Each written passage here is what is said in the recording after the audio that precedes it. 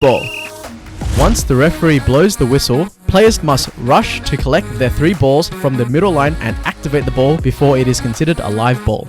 To activate a ball at the start, players must bring the ball back behind the activation line, which is located 3 meters behind the center line, and once the ball has been activated, then it's game on. The only time you're allowed to step over the hard lines rule is at the beginning rush. After the beginning rush, hard line rules are in action. To get a player out, a live ball must be thrown, and if it directly hits any part of their body, including clothing, without touching the ground, that player is out and must relocate themselves into the outbox immediately. A ball is considered a dead ball if it hits any surface that is not a live player, that is, a dead player, the floor, or another ball in the air. For example, if the ball hits the ground first before it hits you, then you are safe. Blocking.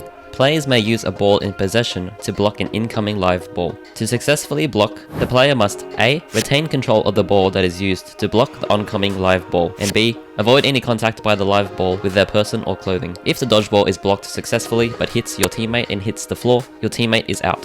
If you attempted to block the ball, but the player blocking loses control of their own ball and hits the floor, you have been disarmed, and you are eliminated from the game. If you attempt to block the ball and it comes in contact with your fingers, you are out.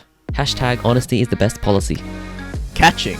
If a live ball is caught by a live player, the initial player that threw the ball is out and the catch revives the first dead player from the outbox. The revived player must walk from the outbox and enter the dodgeball court from the baseline to be a live player once again. If a live ball hits 2 players and hits the floor, both players are out. But if a live ball hits 2 players and the ball is still live and is caught by a 3rd player, all players are still in, the player that threw the ball initially is now out, and the team that caught the ball revives a teammate.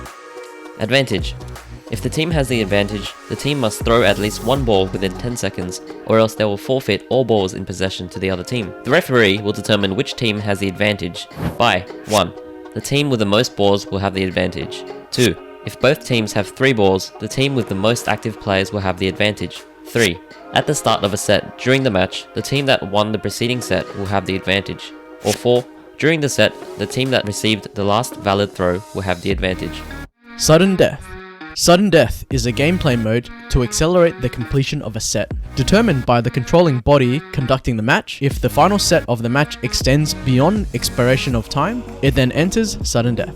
Basically, in sudden death, players are not allowed to block. If any player blocks a ball successfully, they are eliminated. And lastly, dodging. There's nothing in the official rulebooks that says anything about dodging, but basically, just don't get hit. If you'd like to dive deep into the rules, we've left a link to the